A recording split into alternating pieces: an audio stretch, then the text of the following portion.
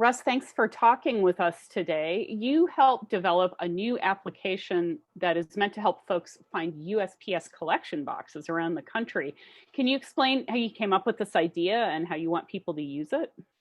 Sure. So last weekend, I didn't actually come up with the original concepts, but I'm part of a community called OpenStreetMap, which is an open source, sort of like a Wikipedia for maps.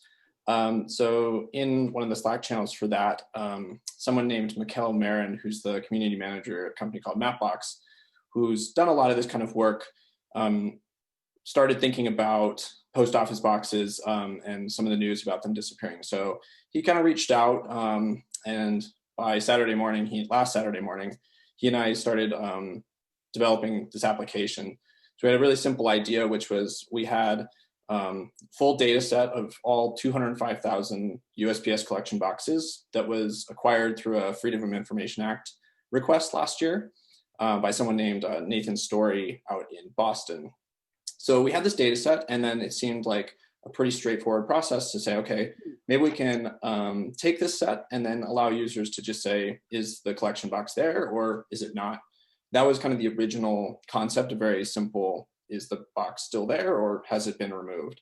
There definitely is a time gap within that. So, but with the current reports, one thing we kind of had a question about was, okay, we're hearing reports that post office boxes are being removed, but how many and where and which ones exactly? So that was kind of the principle. So throughout the last weekend, we developed Saturday, Sunday, and then finally on Monday, we launched spotthebox.us. It's spot-the-box.us. So it's a web application, pretty simple. You just open it up, it'll find out where you are, and then you can see all the post office boxes around you. Click the box that you have just walked up to and confirmed that it's there or not. And then it'll take you to a simple screen where you say it's here or it's been removed. So that launched last Monday evening. And so far we've got about 700 posts that people have confirmed or denied whether or not a box is there. So our goal is just to get as much crowdsourcing of this information. That way we can kind of distribute that work. If you pass by a collection box, you can simply use this and then you'll be able to know. Now it's a web-based app. So is it also going to be an app for phones? But right now you use it on your phone and you'd open like a web browser to use it, correct? Yeah, it'll probably remain a web application. There's a lot of extra work that goes into building the native stuff and then deploying it in the stores. So a web application worked really well for us because we were able to get it done in a weekend. A native application would take a little more time, but there's plenty of functionality on the web now on smartphones. So it's a pretty great platform to get that done. So it's a matter of you want people to confirm the boxes are there, but you also want them to say, hey, this box is missing. So it's both. So you're keeping an up-to-date database. Yes. Okay.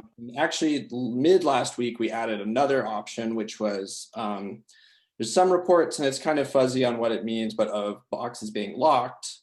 There's different stories about that's pretty standard practice in some areas for when the post office is closed to prevent tampering. But there's kind of been different stories going on about that. So we have a locked / unusable or out of order because it is kind of that in-between category. I know that you just launched this more than a week ago, so the data might not be robust or significant as of right now, but what are you seeing so far? Are you seeing any trends or problems? I don't know the numbers. I didn't check exactly how many we have that have been removed so far. There's not a lot that have been removed, that have been reported removed at this point. One set that was kind of interesting, I'd heard a lot of reports around Eugene, Oregon of a lot of boxes being removed. Someone's been doing a lot of work up there over this last weekend, and a lot are being marked as present. So yeah, as the data kind of hopefully continues to flow in, we'll see more bigger trends of what's happening. A lot of this is really happening, a lot of the surveys only happening really in urban areas. So rural areas aren't being surveyed through the app. This is kind of a common problem when you crowdsource data. It's definitely going to come from more urban areas. So those are the general trends we're seeing right now. The Postmaster General has said that he will stop dismantling mail sorting machines and removing mail collection boxes until after the general election in November. But there was no mention of reversing the damage that had already been done in states like New Mexico. What are you hoping to get out of the data with these things in mind? Kind of regardless of what the Postmaster General is saying, I think there's still, since there's these reports of them already being removed, our goal is definitely to find where and how many exactly, because at least in the reports I've seen, there's not a really good indication of exactly where or how many have been removed.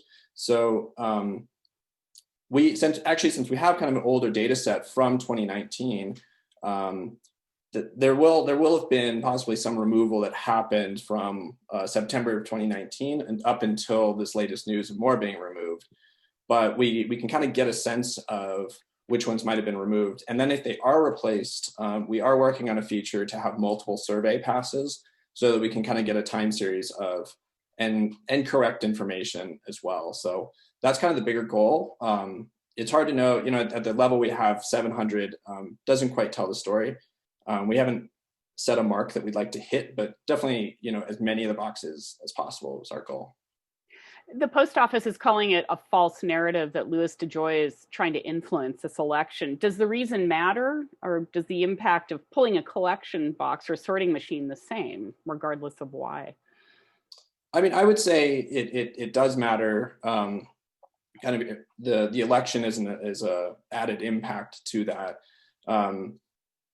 This project, I think, had some of that context in mind, but it's not necessarily just around the election and that. I think some of it's about if there are these reports of post office boxes being removed, that affects general life for folks as well. Outside of the election would be a huge piece, especially with a large mail-in action happening. So we're kind of keeping it, I think, somewhat neutral around that. We're kind of going to see what the data can tell us, both for the election and just general usage of the Postal Service. As you mentioned, you worked on the initial build of the application with another person, Mikkel Marin, but now you're collaborating openly with others on the internet. Can you explain that a bit? Yeah, so like I said, this all started in the OpenStreetMap community. So we started a chat and there was a lot of discussion back and forth. Once I got the prototype built, I put it up on GitHub. So all the source code's available on GitHub.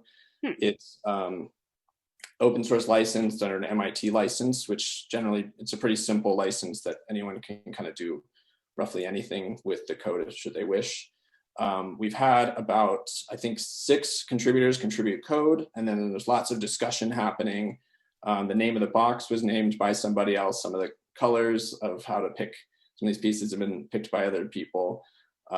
There's some people just helping kind of organize, because having a project open like this takes a lot of organization.